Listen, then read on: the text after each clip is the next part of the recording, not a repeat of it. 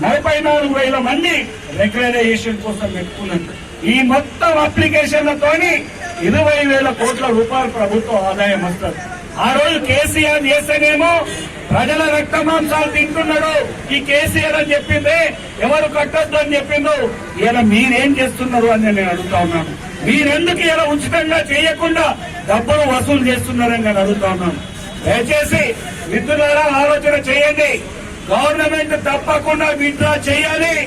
ఏదైతే పేదలు మధ్యతరగతి వాళ్ళు ఉన్నారో వాళ్లకు ఎల్ఆర్ఎస్ నయా పైసా లేకుండా ఇలా రెగ్యులరైజ్ చేయాలి వాళ్ళ భూములు వాళ్ళ ప్లాట్లు అనే సంగతిని మేము డిమాండ్ చేస్తూ రేపు మిత్రులారా రేపు 11 గంటలకు ఆర్డీఓకు వినతి పత్రం ఇస్తాం, కలెక్టర్ గారికి వినతి పత్రం ఇస్తాం రాష్ట్ర వ్యాప్తంగా. కాబట్టి దానిలో కూడా పాల్గొవాలని కోరుకుంటూ ఈ కార్యక్రమాన్ని విజయవంతం చేసినటువంటి నా తోటి కార్యకర్తలందరికీ పేరు పేరున కృతజ్ఞతలు తెలియజేస్తూ సెలవు తీసుకుంటా ఉన్నాను.